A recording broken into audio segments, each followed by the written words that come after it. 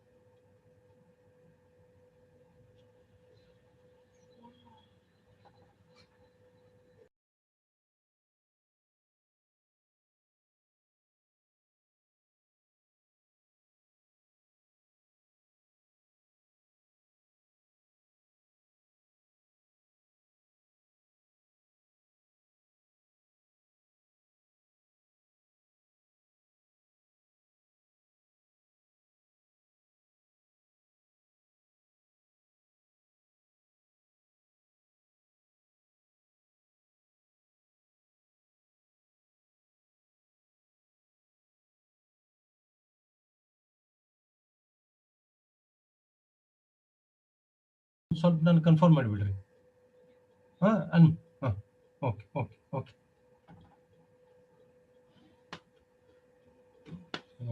ಪೋಸ್ಟಿಗೆ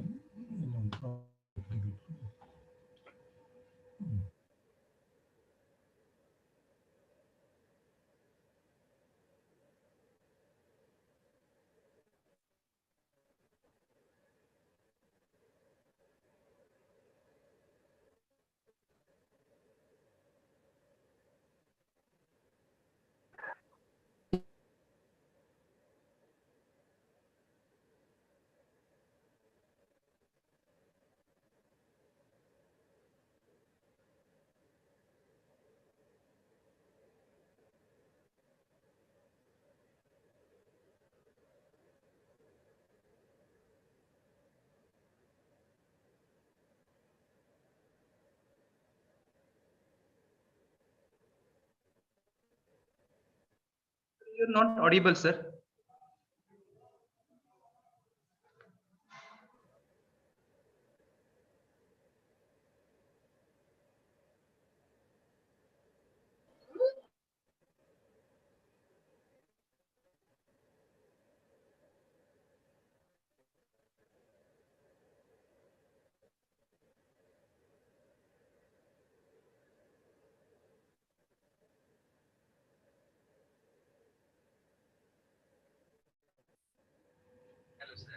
audible ಇಲ್ಲ ಅಲ್ರಿ. ಈಗ ಮತ್ತೆ ಅಲ್ರಿ, ಇಲ್ಲೇ ಸ್ಕ್ರೀನ್ ಓಪನ್ ಮಾಡಿದೀನಿ. ಸ್ಟಾರ್ಟ್ ಮಾಡ್ಬೇಕಂದ್ರೆ ಇದಾಗ್ತಾ ಇಲ್ಲಲ್ರಿ. ನಾ ಎಮ್ ಐ ಆಡಿಬಲ್ ಅಂತ ನಾನು ಒಂದು 7 ಸಲ ನಿಮ್ಗೆ ಕೇಳಿದೆ. ನೀವು ಎಸ್ ಅಂತಂದ್ರೆ ನಾನು I would have gone ahead. ಹಾ, ಯಾಕಂದ್ರೆ ನಿಮ್ಗೆ ಕೇಳ್ತಾ ಇದ್ದೀನಿ. ನಿಮ್ ಯಾರೋ ಒಬ್ರು ಕಡೆಯಿಂದ ರೆಸ್ಪಾನ್ಸ್ ಕೇಳಾಗ್ತದೆ ಬಂದ್ರೆ go ahead. Okay.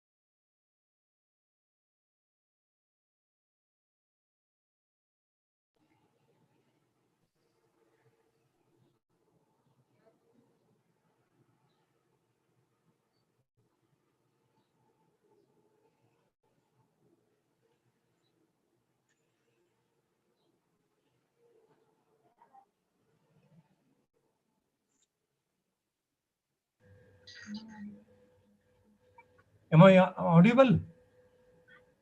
Hello? Hello? Yes, sir. Am You're I? audible now. Can you hear me? Yes, sir. Now it is okay.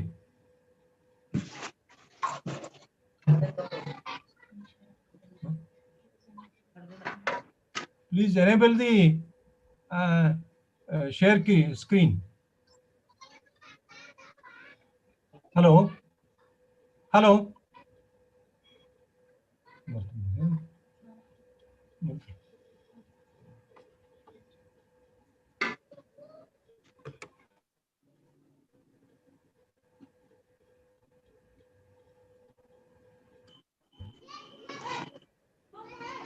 Am I audible? Yes, Hello? sir. Yes, sir. You are able to hear clearly. Hello. Yes, sir. Oh, okay.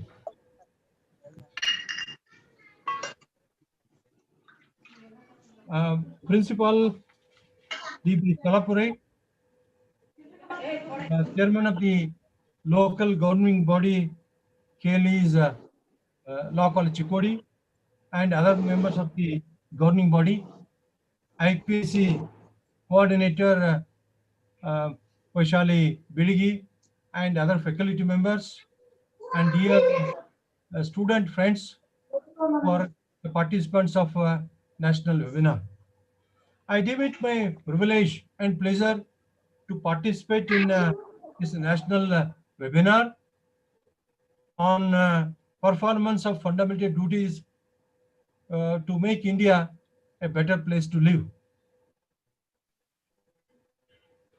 And certainly this subject is very, very pertinent, useful from the viewpoint of promoting awareness among the various people of our society.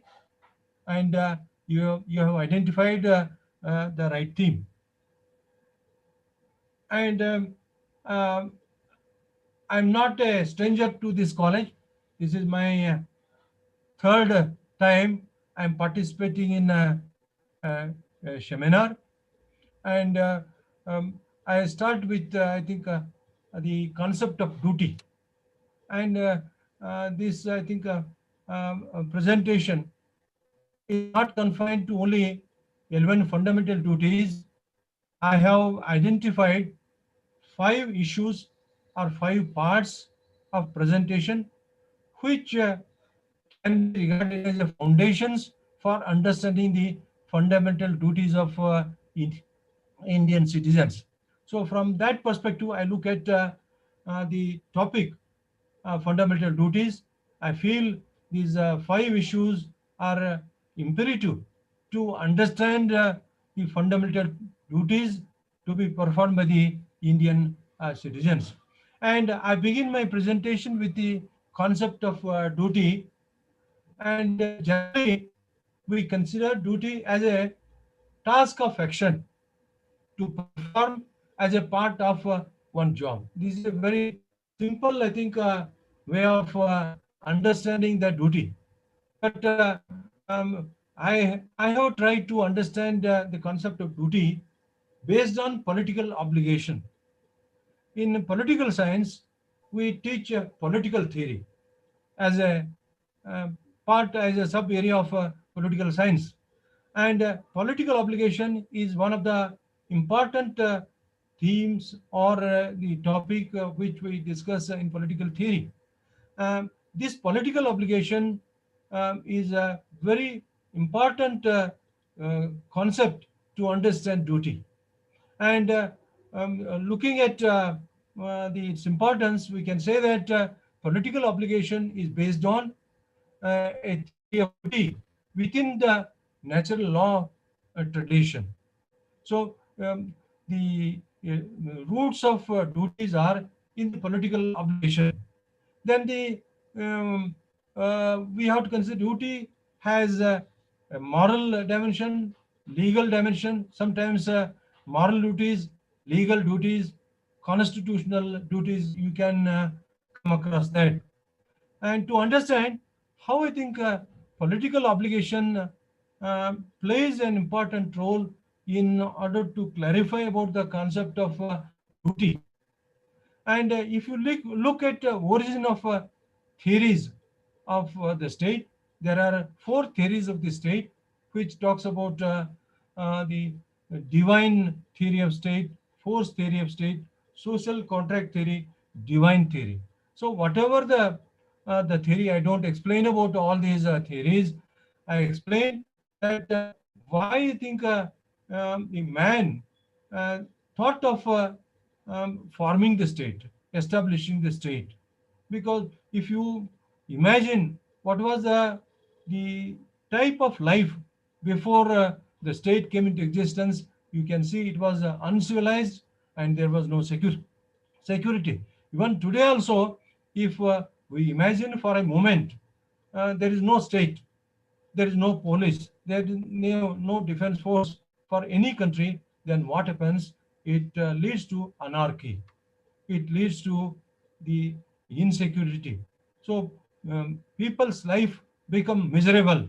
So therefore, state has come into existence in order to ensure security for the people, in order to lead life comfortably in the society. So that is why the state has come to existence for ensuring security. Certainly, every individual has some responsibility, because state has come into existence for protecting individual, to ensure security. From that viewpoint, every individual has some obligation towards the state. So that is why when we come across obligation, certainly it involves duty with regard to the interest of the state, with regard to the individual interest.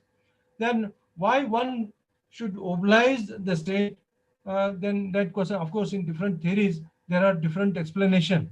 Out of fear of punishment, out of insecurity, or out of protecting his own self-interest, individual prefers to be loyal or to obey the orders of the state. So that comes.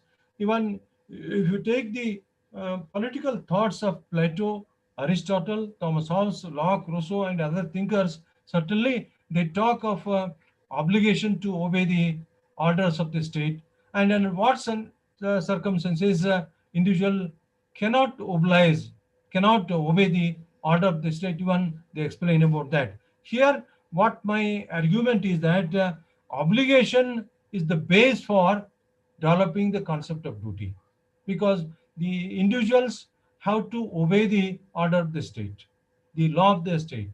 That is why I think this I think political obligation I mentioned in brief.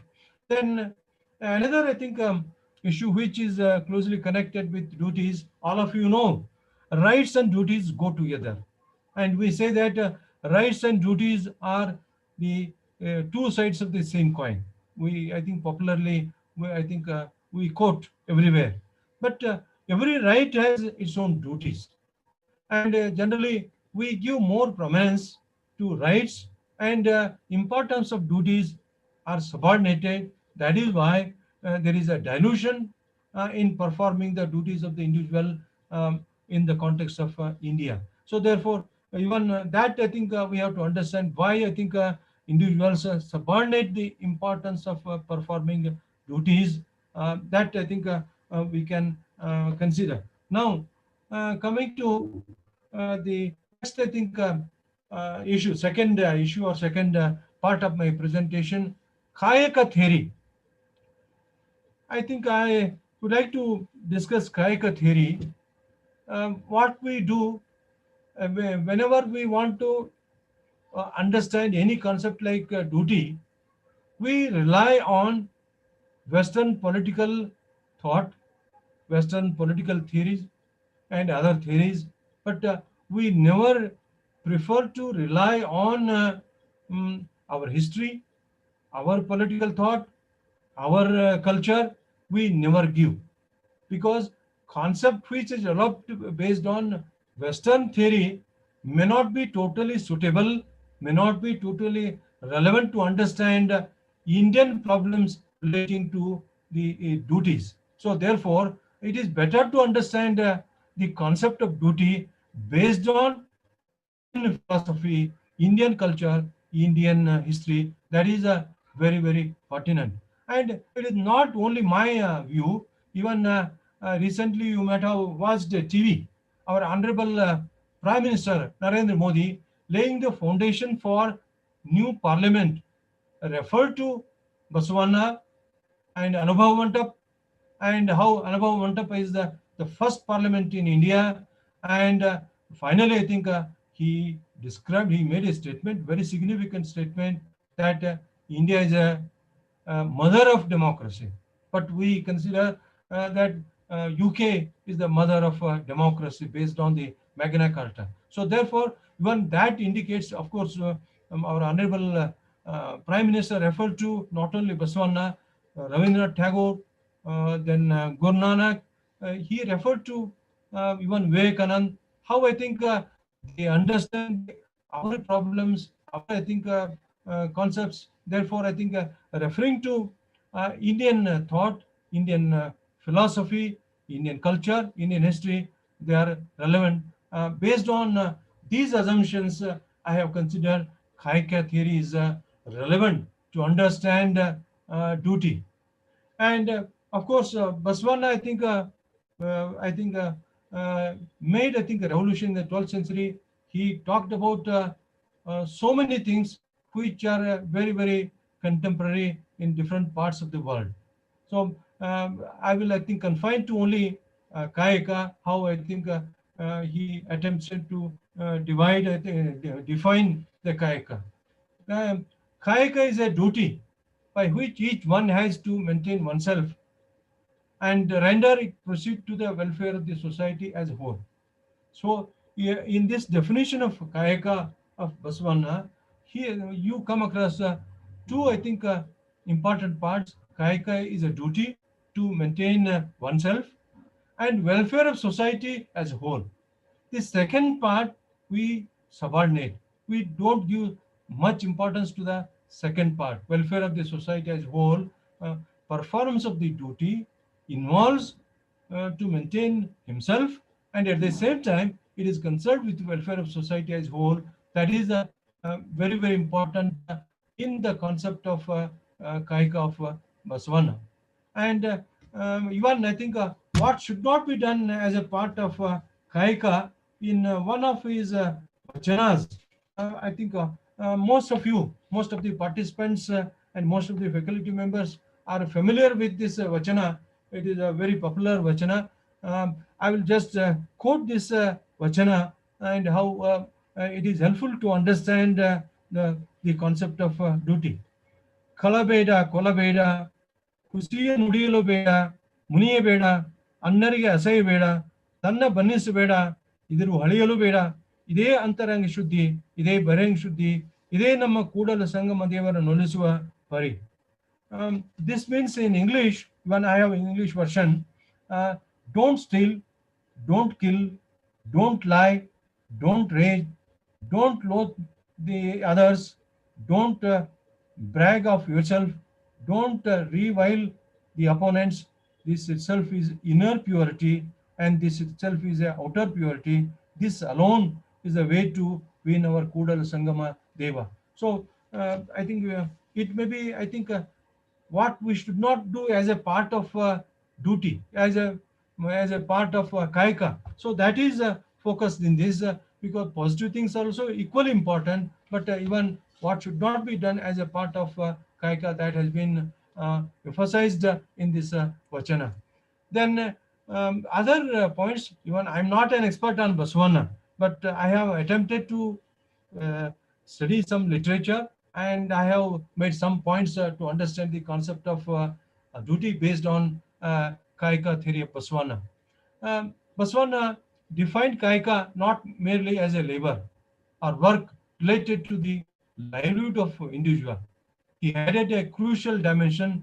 Kaika is defined as a labor whose fruits should not only to the individual, but and once that is achieved, must be shared with others. So this, I think, statement is very useful to understand that performance of duty certainly gives fruits, and fruits means the outcome, the benefit that we get, and that benefit is not only to the individual, it has to be shared with others, it has to be shared with the society. That is the the argument of Kaika theory. Then about the wealth. Wealth cannot be merely understood as material goods. It has the broader meaning of producing anything that benefits humanity in material, spiritual, and aesthetic sphere. So I think wealth, I think he has defined in a broader sense. And here, the most important part is everyone should do his kayaka. That is the strong argument of Vaswana. An individual should not become a burden for society. If he does not do his kayaka, then certainly he becomes a burden for the society. He should not depend on others. A work should not only help individual who takes it up, but also be there for the welfare of the society. Same thing, I think it helps individual, it contributes to the well-being of the members of the society. Baswana did not undermine any work. He did not undermine this is important work, this is unimportant or less important work. He considered all work is equally important. That was his concept of understanding the work. Automatically, doing any duty is, I think, not important or unimportant. Every, I think, duty is important based on the conceptualization for the Kayaka. An important feature of the Kayaka is dignity of labor. So dignity of labor certainly makes all, I think, individuals equal, and certainly ultimately it's lead to ensure equality in the society. Baswana is regarded as a great advocate of importance of physical labor. uh, he played an important role in infusing self-respect, confidence among socially marginalized sections of society. That is very, very important. Self-respect and confidence. A person who performs kayaka or a duty, certainly he will have self-respect and he will have the confidence. And particularly, he focused more on the marginalized sections. If they do their kayaka, their status will be equal with others. Ultimately, his concern was how to ensure equality in the society. So this kayaka duty should promote equality. It should not create inequality. It should not become cause for inequality. And another important point Baswan, I think, makes, all professions are equally important, and there should not be feeling of superiority and inferiority in performing work or in performing duty. So we should not consider that some duty is superior, some duty is inferior. Of course, that is a general perception, but Baswan strongly pleaded for that. So we should not have the feeling of inferiority, superiority by doing any duty. So all, I think, professions are equally important. So that we can say, along with this kayaka concept of dasoha has a larger meaning, and it has a relevance to understand kayaka, because there is a one dimension in a kayaka about dasoha. Only that dimension I have taken. Concept of dasoha has a larger meaning of serving excessive wealth of knowledge, food, shelter to the needy people. So here, the dasoha means sharing his wealth of knowledge, food, and shelter to the needy people. So that, I think, the people who are in need of the things, they should be able to get through the dasoha. So that is a community service. Ultimately, it is a community service, and ultimately, Baswana visualized egalitarian society. In egalitarian society, we come across three issues: dignity of work, community service, and sharing whatever they gain. So that comes, and all these indicate that Botswana contributed to, I think, strengthen democracy, because respecting each other as equal, mutual respect, and dignity of work, all these are important part of democracy. Certainly, we have to consider all these ideas. I have taken from Dr. Prakash Desai's article. I given the reference from where I have taken.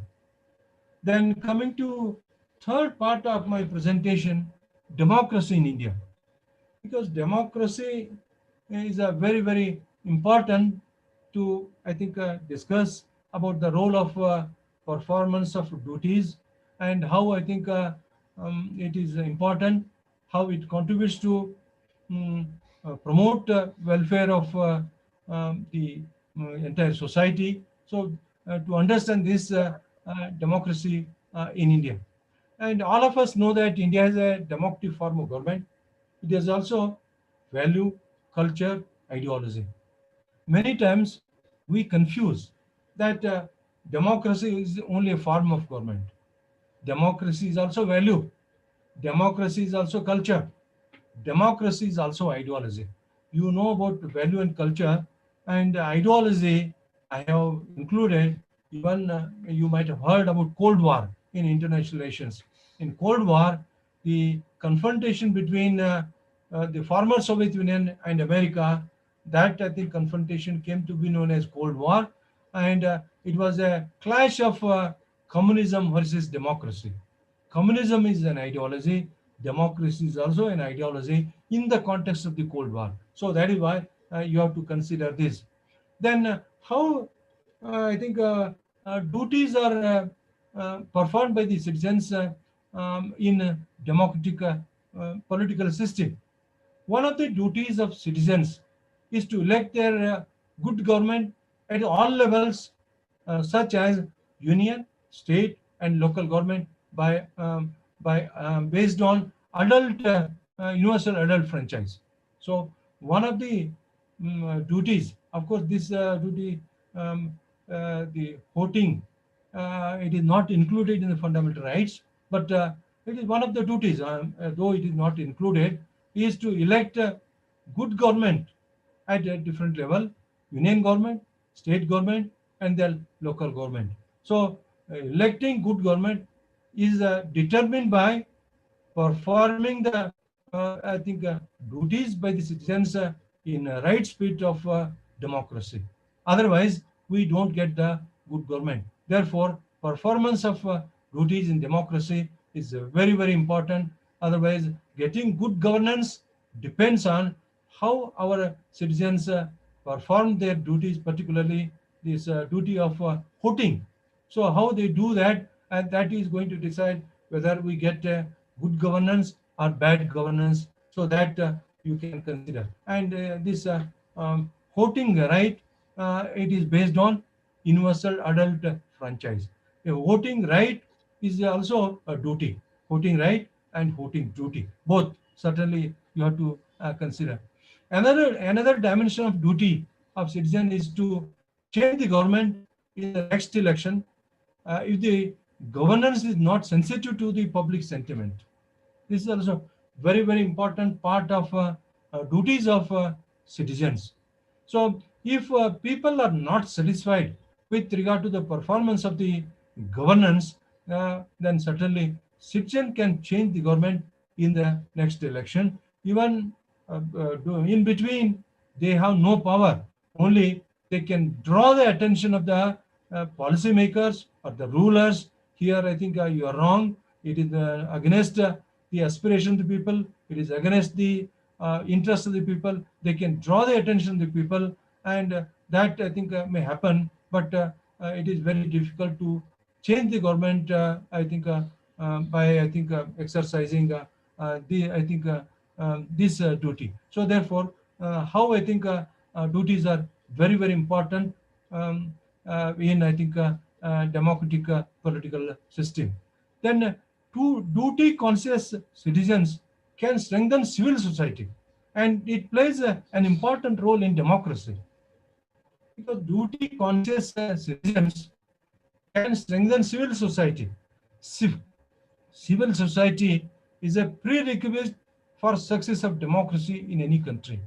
If civil society is very strong, very active, mm, then if it is alert about the performance of the government, and it can, I think, strongly draw the attention of the government, here you are going against the interest of the people. You are not giving priority to the aspirations or the expectation people. So that I think they can do that, and certainly creating a civil society, certainly duty consciousness is required. That is one of the variables which contributes to create civil society. Civil society is required. It plays an important role in democracy of every country.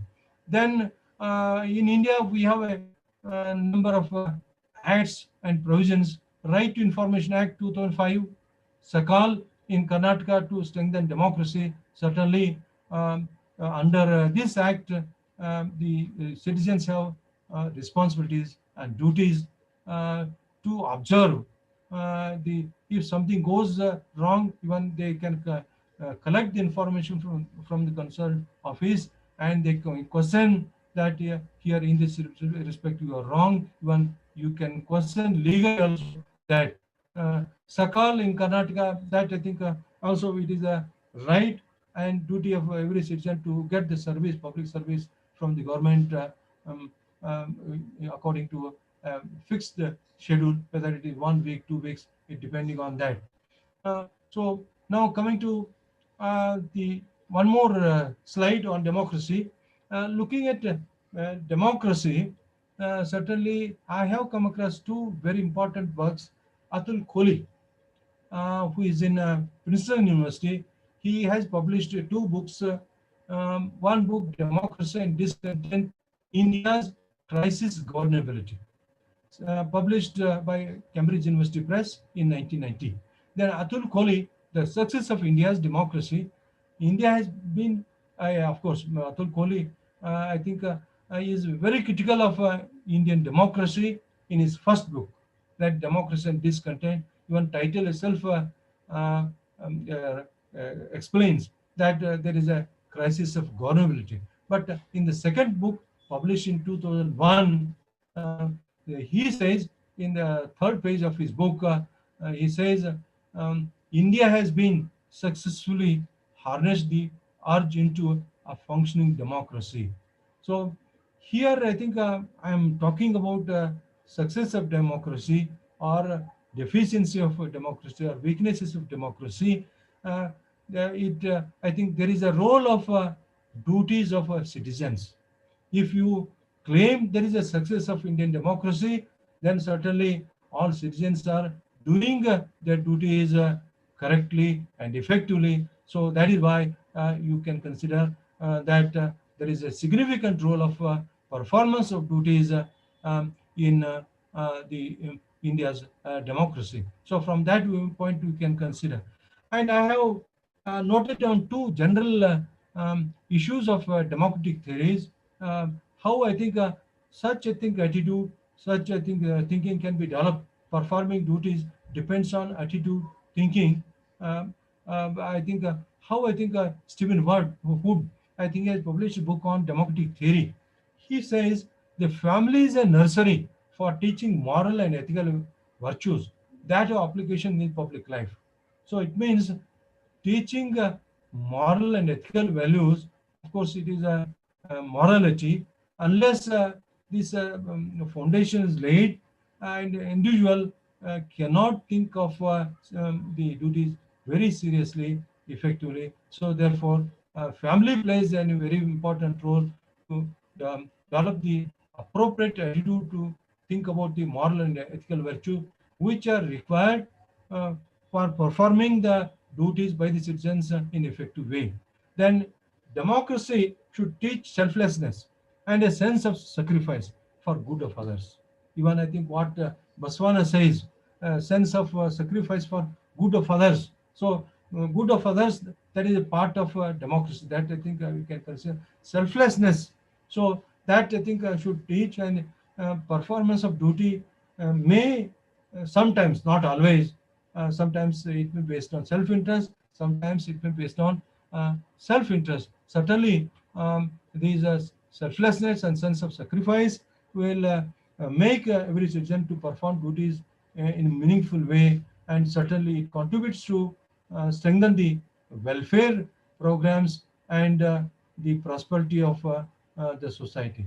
Now, coming to the political culture, um, I have, I think, identified this part because performing duty is a commitment. If it is a legal, if it is constitutional, if it is a moral duty, it commitment. I think certainly binding. Certainly, commitment is a cultural issue. So commitment is a cultural issue. That is why I have brought the political culture. Unless that culture is there among the people, the people cannot perform the duties in the spirit of the constitution, in the spirit of law. So that is required. Commitment is very, very important for ensuring performance of the duties very well or effectively. So what is, I think, culture in this context? That also I have taken. I don't explain much about this. It is not required.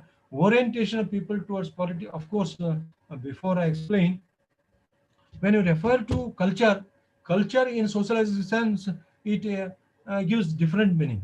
It gives a meaning of a way of life in terms of our food habits, dress, then other things. So that is different. But when it is related to public life and politics, certainly it is different. That is why I have used political culture. Orientation of people towards politics can be called political culture. Orientation means the thinking, feeling of the people towards politics can be called um, uh, the the political culture. And it is not mere understanding about thinking sentiment of the people. What is involved in the culture? Even some scholars call culture as a value. And here, I think I come across a statement of the various scholars. Culture involves the study of attitude, certainly, perception, beliefs, values. So these are very, very important for performance of duties by the citizens. Yeah, I think performance duty of an individual depends on his perception of particular issue. So if he has a misperception, he will not perform that duty. And belief, if he has a strong belief, no, this duty I should do that. No, this right to vote, voting duty is a very, very important. If he has a strong belief, then he will go and exercise his right to vote. Then values, they are also very, very important. And all these, I think, are very, very important. And if they are there, certainly the people will perform the duties very, I think, successfully, and it contribute to the success of democracy, success of any policy decision also. We come across that. Um, uh, Generally, we come, I will skip this, I think, statement. Generally, we come across elite culture, mass culture, global culture, corporate culture, democratic culture. Different forms of culture we come across. Elite culture, those who are elites. Elites are are not mere educated. It is not confined to only educated. Elites are those who can influence the policy making, the government. So those are the elites. Then mass culture, common people. Then global culture, because globalized world, we are thinking we belong to one uh, global community. So that global culture, corporate culture, privatization is prominent, democratic culture. So all these cultures are, I think, getting developed. Of course, from time to time, there may be change in these cultural dimensions. We come across that. Then politics is also equally important, because politics also significantly influences the performance of the duties by the citizens. According to an expert, the constitution only uh, provides a framework. And Harold D. Loswell, uh, he says politics is who gets what, when, and how. And these other two statements are very, very important. Um, According to Lucien Pai, um, politics is also a manifestation of values, beliefs, and attitude towards public affairs and commitment.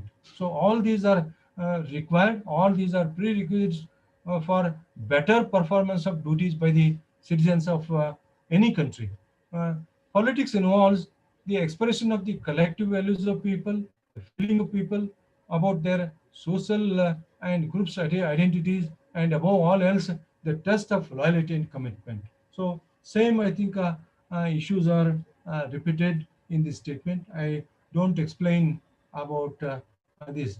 Now, um, this is the fifth, I think, part to understand fundamental duties of Indian citizens.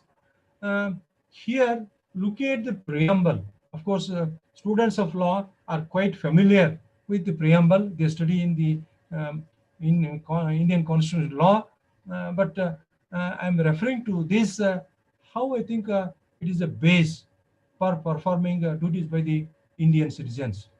And looking at the content of preamble, we feel that it reflects a number of ideals and values.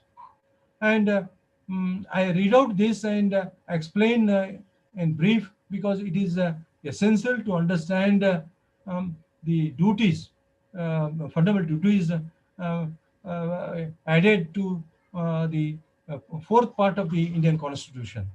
I quote, "We, the people of India, having solemnly resolved to constitute India into a sovereign, socialist, secular, democratic republic, and to secure to all its citizens justice, social, economic, political, liberty of thought, expression, belief, faith, and worship, equality of status and opportunities, and to promote among them all fraternity, assuring the dignity of the individual and the unity and integrity of the nation."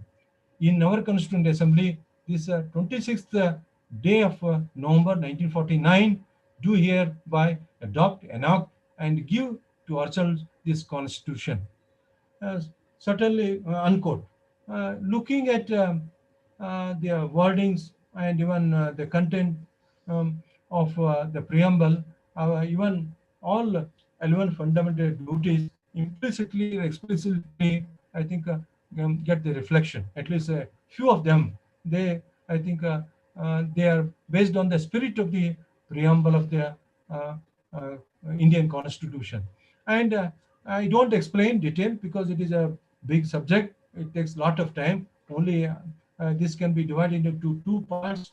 Um, One part deals with regard to the nature of Indian polity. So that is a sovereign socialist secular democratic republic.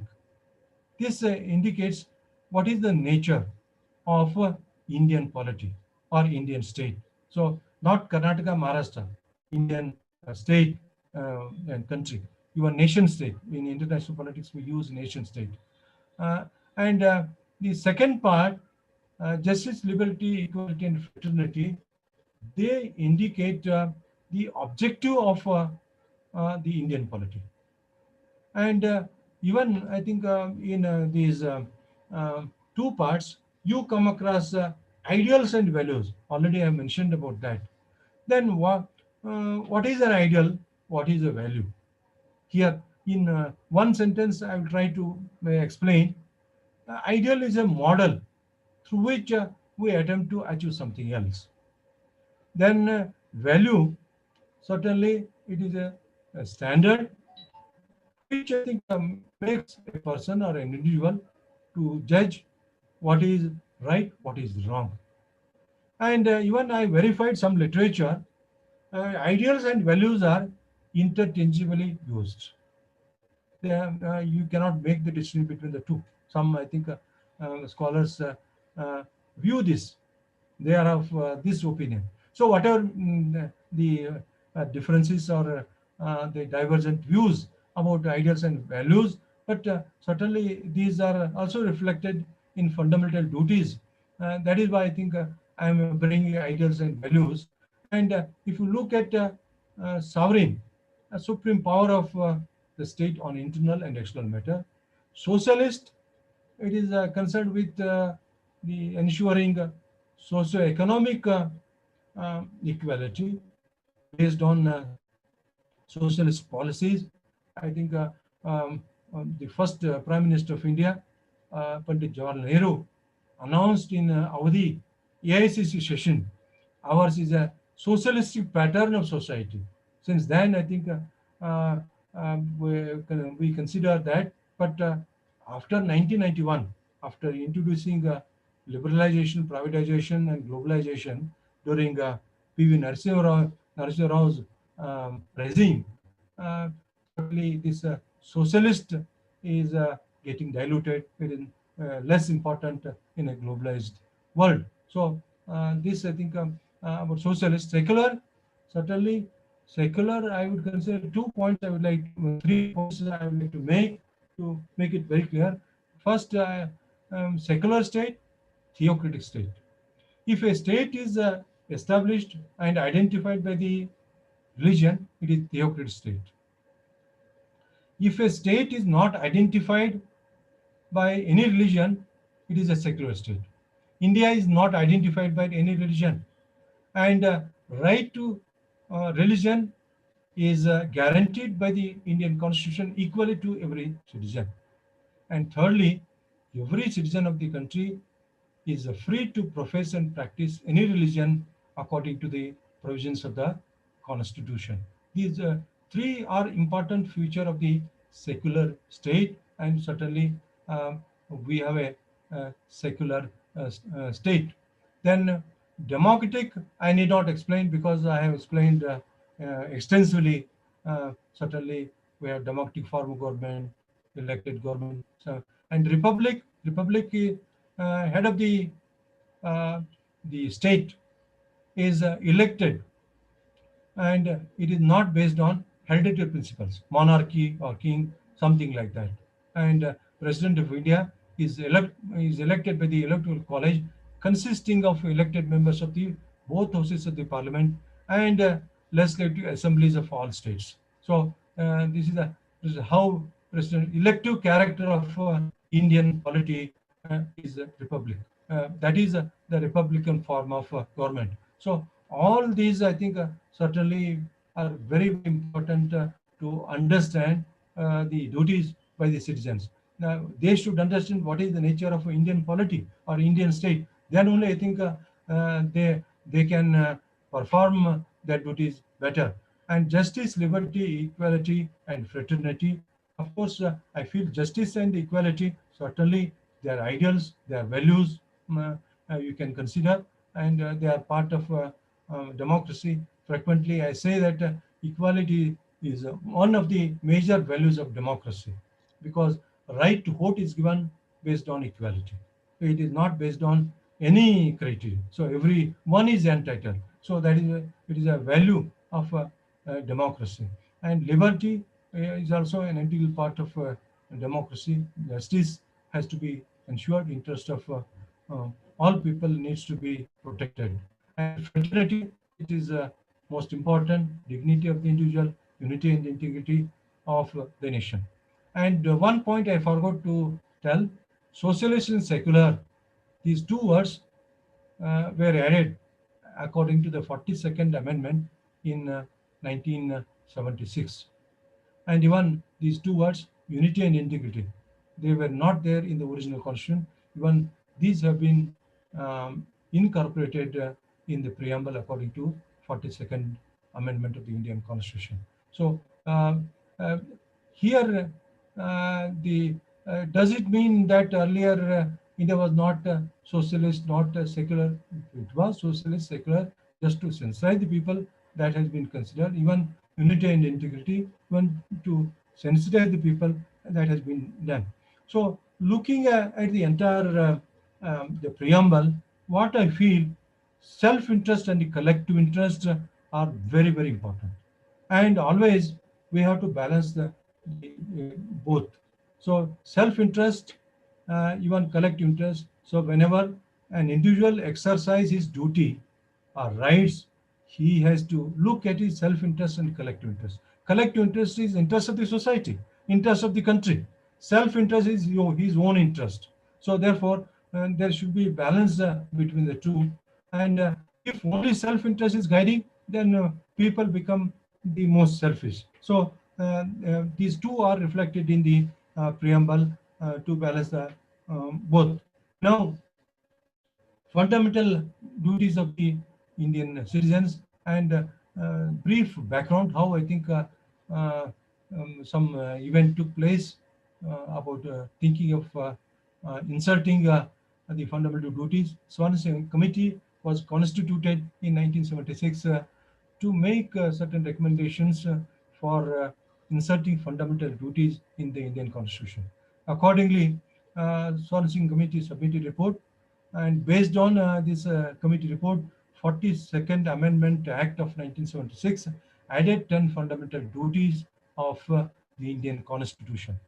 Of course, I think 11th duty is added according to the 86th Amendment.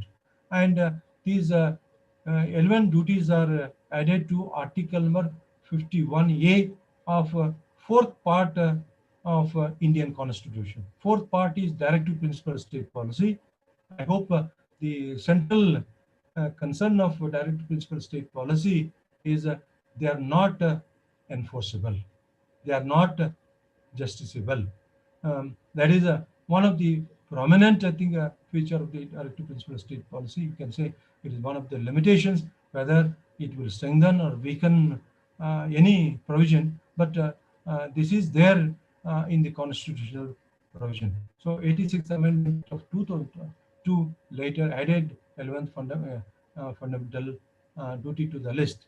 Now, coming to the 11 fundamental duties, um, I will go on explaining, I think, all 11 duties briefly to abide by the Indian Constitution, respect its ideals and institutions, the national flag and national anthem. I hope this duty does not require much explanation because already I have given sufficient explanation in the preamble and democracy, ideals and values, and here only institutions, respecting institution created by the constitution. Under constitution, institution like government, judiciary, then election commission, there are other institutions also. Certainly it is a fundamental duty of every citizen to abide by the Indian constitution and respect its ideals and institutions. And ideals already we have seen in the preamble. That is why I refer to the preamble, the national flag and national anthem. So this is the first, I think, duty, fundamental duty to be performed by every individual, every citizen, not individual, every citizen. Then second is also equally important to cherish and follow the noble ideals that inspired the national struggle for freedom.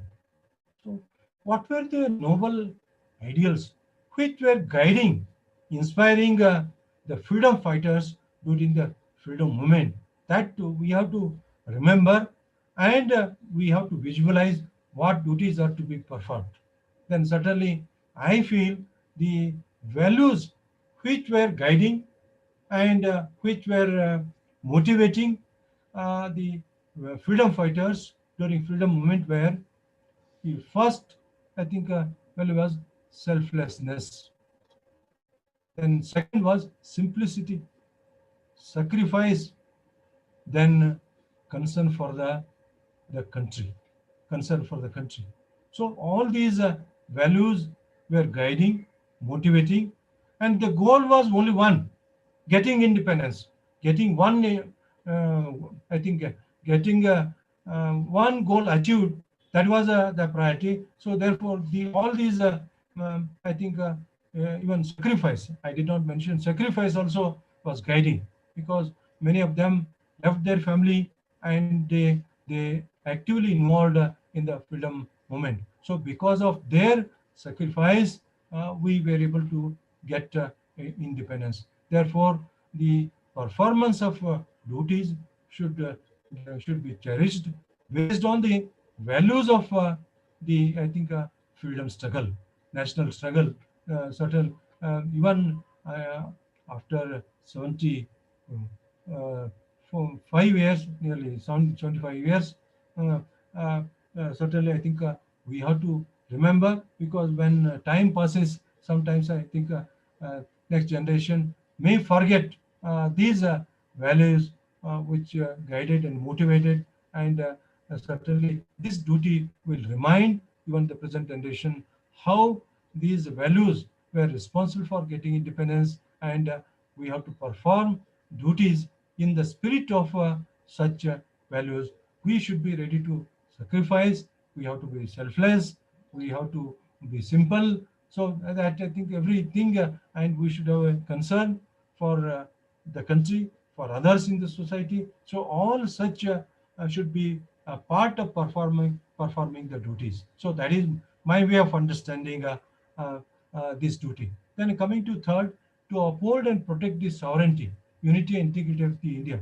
This is the most important. Of course, every duty is most important. All 11 duties, certainly they are very, very important to uphold and protect sovereignty, supreme power, territorial integrity.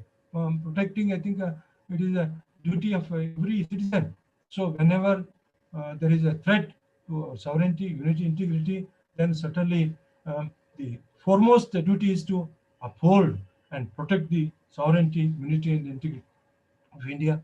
How I think it is left to the people in the context of particular situation. They have to certainly uh, uphold and protect the sovereignty, unity, and integrity of India.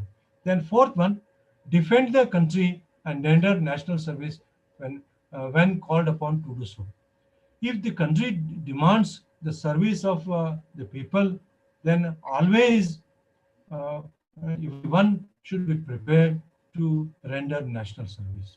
It is uh, one of the important duties, fundamental duties to be performed by every citizen. Because if country is there, then we are there. So therefore, it is uh, depending on the situation, whatever the service is required.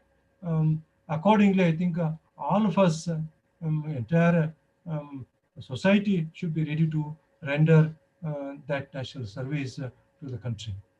Then fifth one is to promote harmony and the spirit of common brotherhood among all people of India, transcending religious, linguistic, regional, or sectional diversities, and to renounce practices derogatory to the dignity.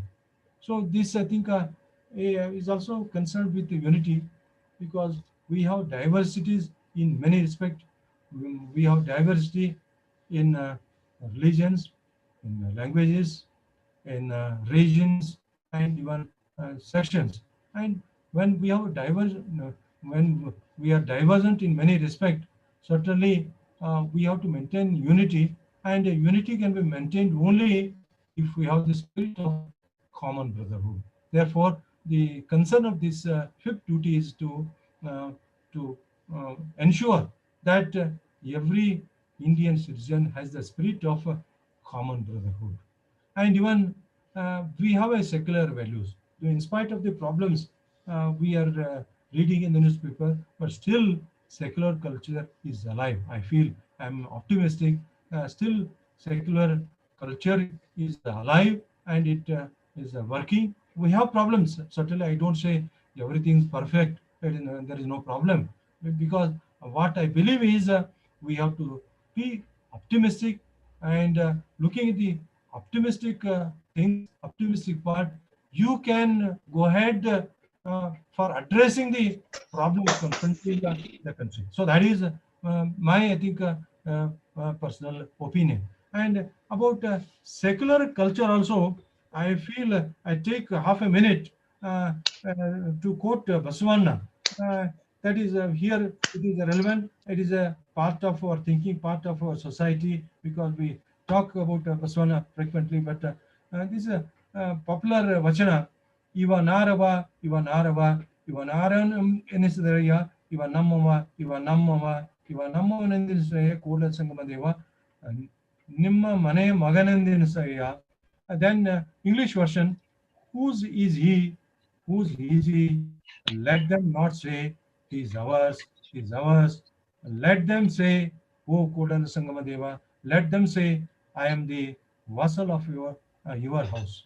So I don't explain this, but you can see how I think Baswana's Vachana gives a strong message for promoting the spirit of common brotherhood. So that is a strong message. So that is why I refer to that. Sixth duty is to value and preserve the rich heritage of country's composite culture. So we have a composite culture because of diversity. Certainly, rich heritage cannot be subordinated. Certainly, we have to recollect our memory, and we should value and preserve rich heritage. It is a sixth duty. Certainly, even remembering, I think, Baswana, and even remembering the traditions, beliefs, and even history. Certainly, all these are very, very important. And they are, I think, relevant even to the contemporary society. Certainly, remembering them, and we have to value them and preserve them. That is a part of duty of sixth duty. Then, seventh fundamental duty is to protect and improve the natural environment, including forests, lakes, rivers, wildlife, and to have compassion for living creatures. So this, I think, has become more important in the context of the contemporary problems like the shortage of oxygen in the air in some cities, then air pollution, water pollution, and global level, we are facing the problem of the climate change. Climate change, that has become a big problem. That is why we, I think, there is a uh, frequent change in the weather. So we are experiencing this month only, we experience that. So therefore, one of the fundamental duties is to protect and improve the natural environment. Protecting the environment is a fundamental duty, and its significance has increased in the context of contemporary problems confronting India and the entire world. So that, I think, we have to consider, and here people, how people are important in order to protect and improve the natural environment. I would like to refer to Eleanor Ostrom.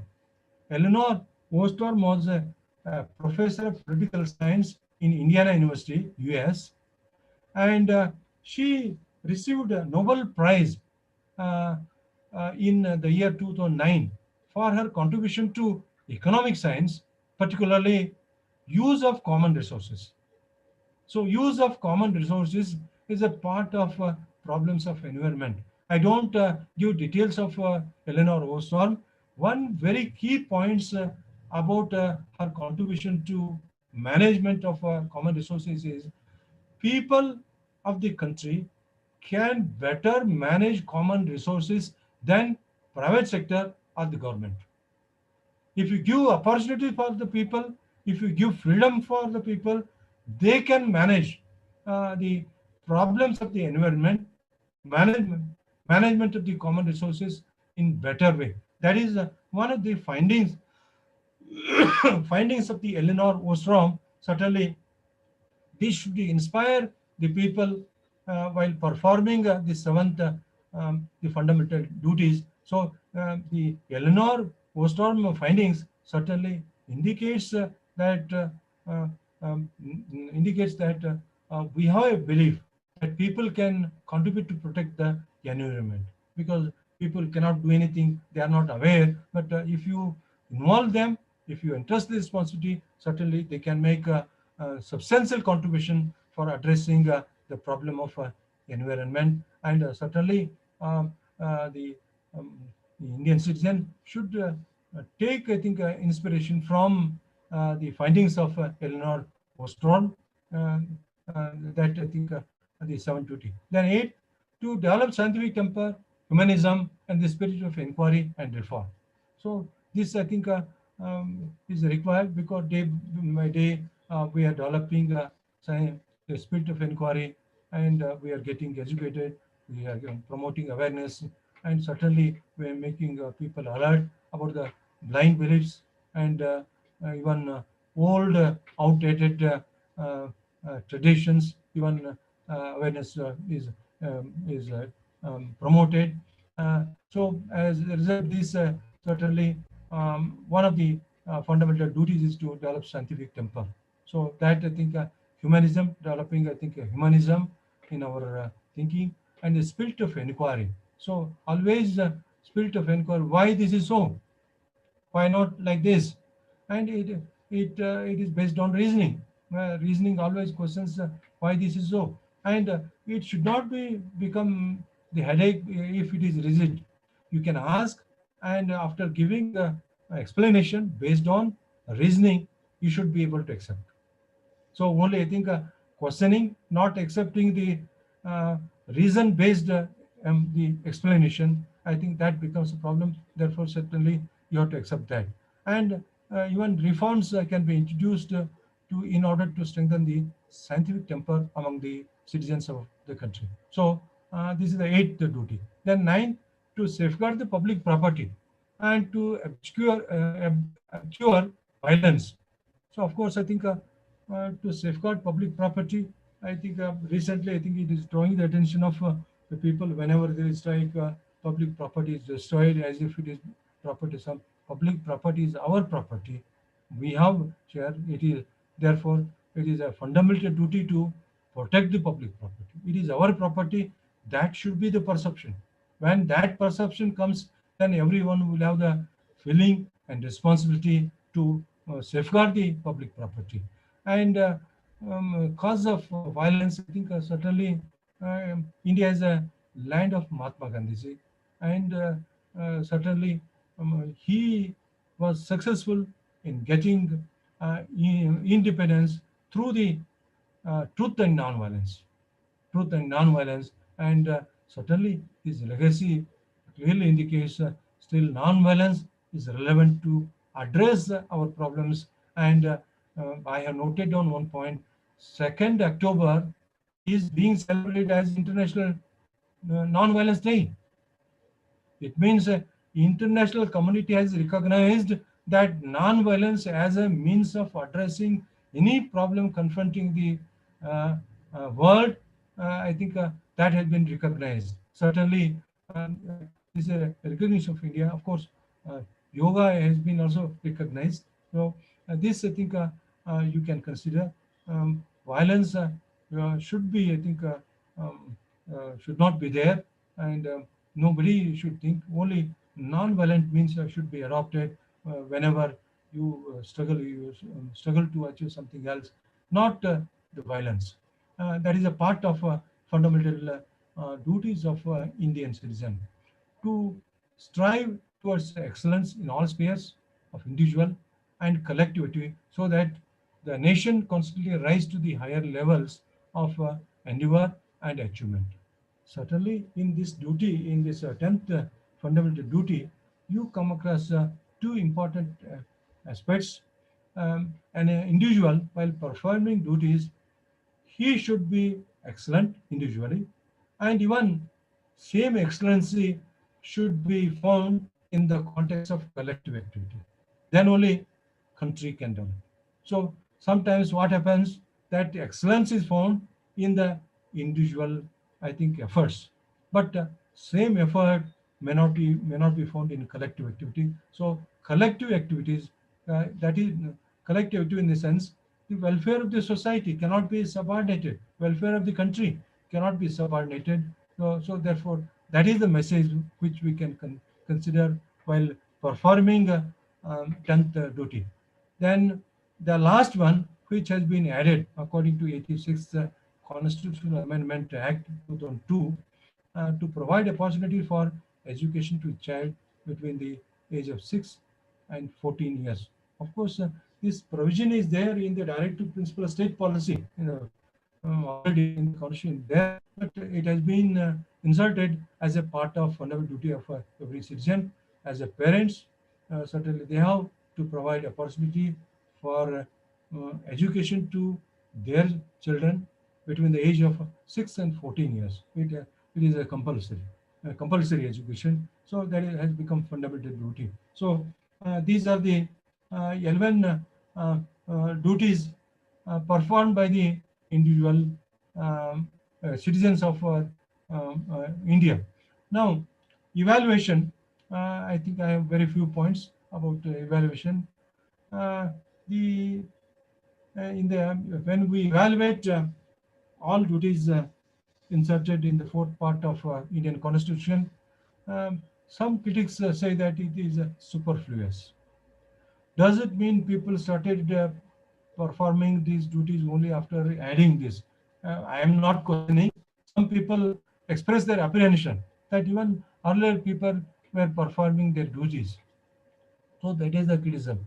And another, I think, important point. This is because duties included in the Constitution as fundamental would be performed by the people, even though they were not incorporated into the Constitution.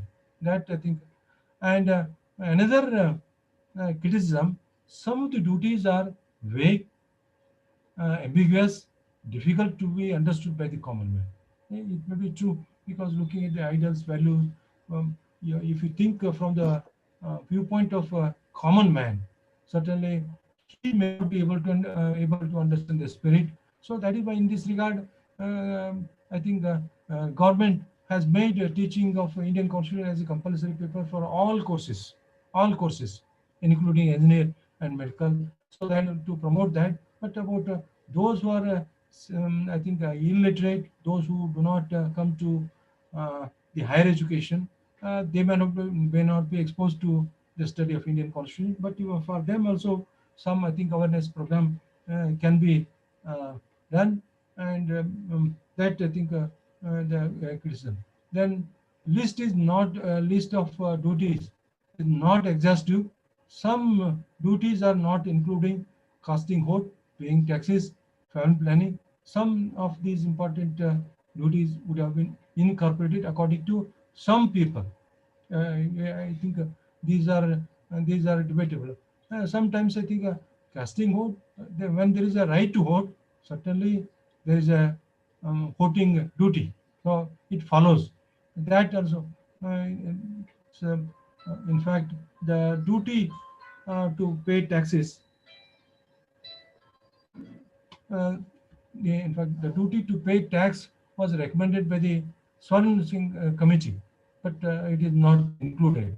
It is said that inclusion fundamental duty as an appendage to Part 4th of the Constitution has reduced their value and significance. Some, I think, scholars or some people suggest or view that instead of these fundamental duties becoming a part of part fourth, if they would have become appendage to part 3 as a part of fundamental rights, certainly their values and significance would have been enhanced. That is the opinion of the people. Of course, we have now coming to this is a statement. I don't explain, only I'm quoting, because many times something is wrong with the constitution, some provision is not there. Everything cannot be included in the constitution. That is why Dr. Baba Sahib Ambedkar mm, made a statement about function of the constitution. It is very, very relevant to understand how constitution is important, relevant to meet any situation, any problem can be addressed by the constitution. I quote, I feel that it is workable, it is flexible, and it is strong enough to hold the country together, both in peacetime and wartime. Indeed, if I may so, if things go wrong under the new constitution, reason will not be that we had a bad constitution. What we'll have to say is that man was fine, unquote. So all these, I think, unity and integrity, flexibility. So some provisions are not included. Such criticisms are there, but certainly this constitution has the capacity to address all the problems. That is the argument. If anybody is saying, then I think the fault does not lie with the constitution. Fault lies with the person who is saying that. There are some problems for performance of the duties. I have identified some, I think, issues of society based on my observation, how society is thinking and how it is linked with the performance of duties. And I hope all of you agree with me that people have become commercial. If you compare people about 30 years back or 40 years back, certainly people have become commercial. Even in village also people have become commercial. The evidence for this is in most of the places the farmers prefer to grow sugarcane rather than jawar or any other crop. So this sugarcane is a commercial crop. So that itself, India, I'm not against growing sugarcane, but I'm giving the examples how thinking of the people is becoming commercial. Even in other aspect also, you can observe people are becoming more and more commercial, and even many scholars say that human relations are getting diluted. Uh, we cannot say there are no human relation, but they are getting diluted. It may be due to modernization, it may be due to globalization, whatever may be the issues, because we not there is no need to discuss because we don't have the time. Shifting responsibility. So now I think people don't accept the responsibility. That is my experience. So whenever there is success, there are many people who claim that it is because of me it happened. Whenever there is failure, it becomes orphan. I have given the example. You can take the example of our own teaching. Suppose if your student has an outstanding achievement, certainly his parents claim that it is because of their guidance, parents' guidance, and because of hard work of his son or daughter, they claim credit.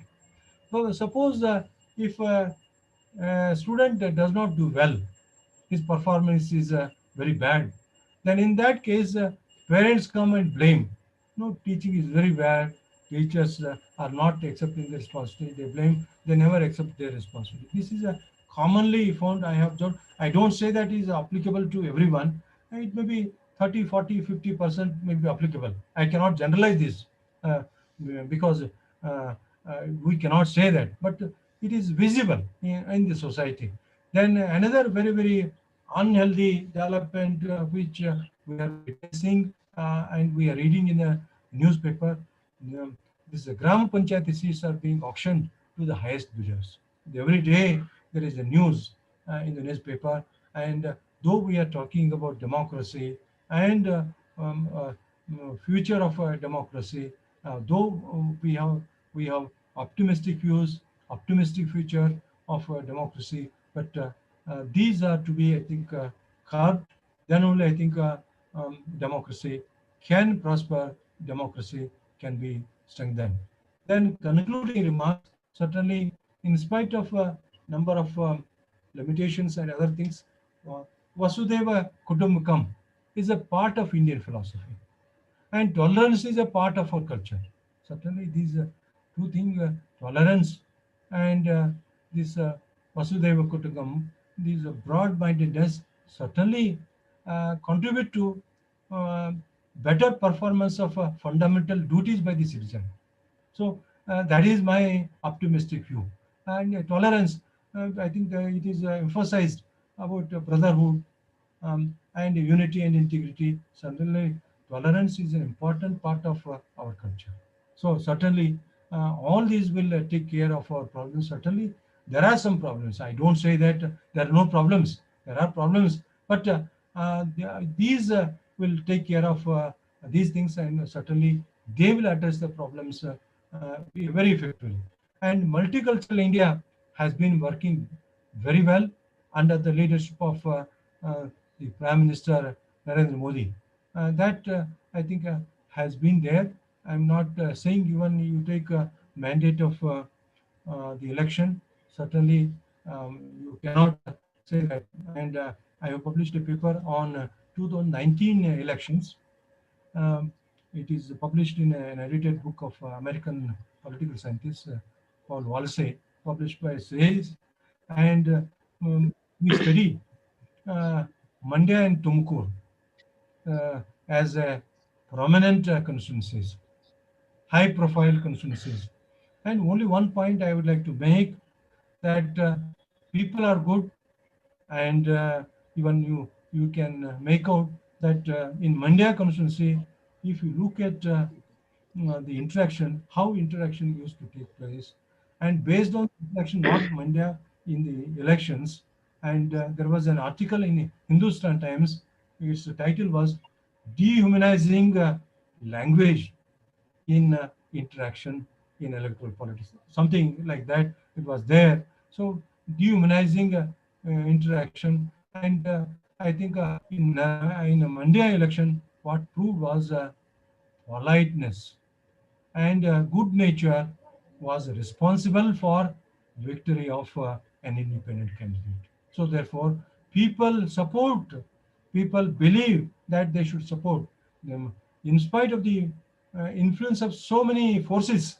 the good things were able to contribute to the success of a particular constituency. Of course, it is how many constituency this happened. I cannot make generalization, but we have seen this. Certainly, we have to consider even one more point which I would like to include in concluding remarks. Uh, uh, our Honorable Prime Minister Narendra Modi's vision of New India.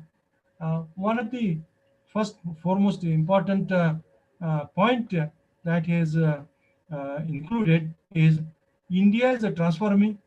India is a transforming by strength of each and every citizen of India.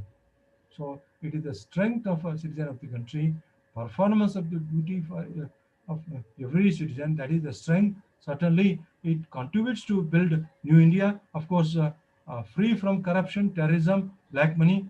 India is driven by innovation, hard work, and creativity. There are other things. So all these make us optimistic about India, though we have a number of problems. And even global level, I have added one point. India has been elected as a non-permanent member of the UN in June 2020 with the support of 184 members out of 193 members, indicating the credibility of India in the world. The extent of credibility in India, we can imagine. Certainly, Indian citizens are performing their duties in the spirit of Indian Constitution, and it contributes to strengthen India further. So these are my concluding remarks. With these words, I conclude. Thank you very much for giving an opportunity to share my views with regard to fundamental duties of Indian citizens. Thank you.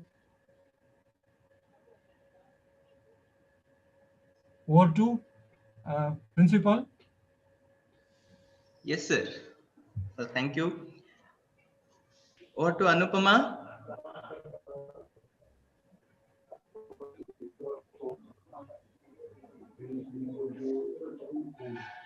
Anupama, you are not audible.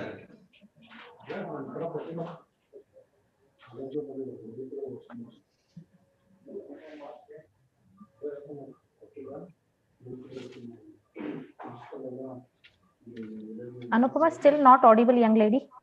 You're not audible. Yeah. No, not yet. Not yet. Hmm.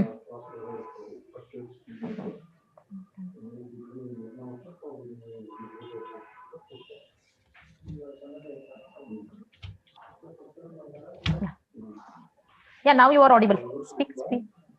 Anupama? No, no, no, no. No, no, you're not audible as of yet.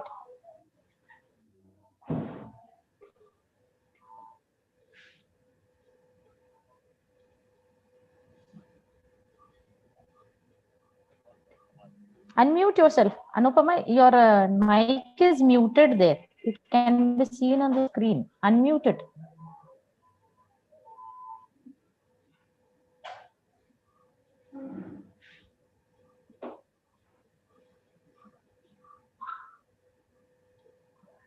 Anupama?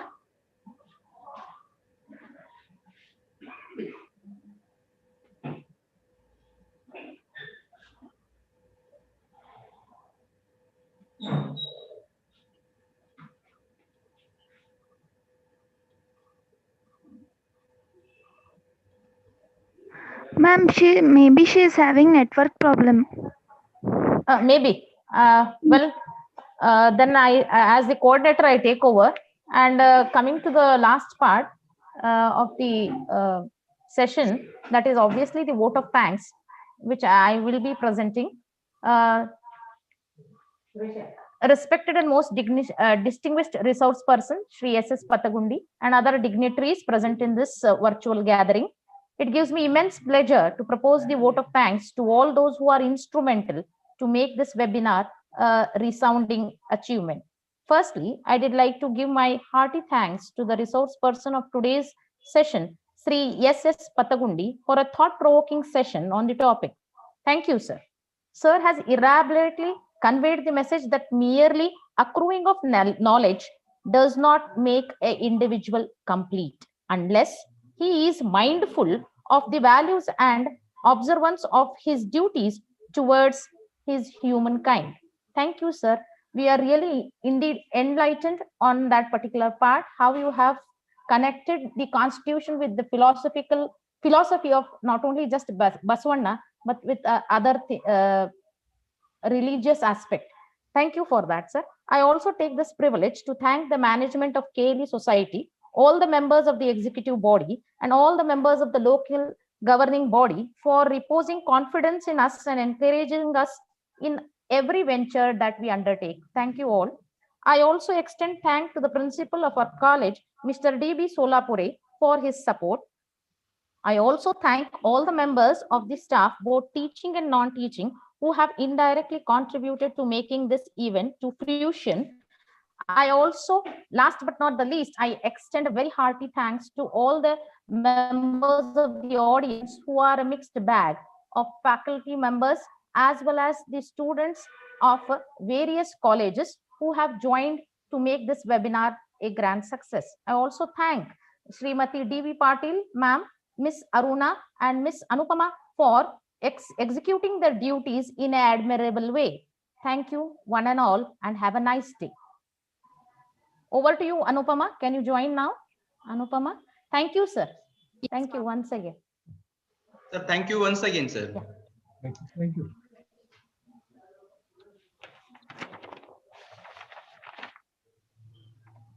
Is it over or? Yes, sir. Yes. Yeah, yes, sir. There are any questions? Questions in the sense we have not received so far any questions from the audience, sir.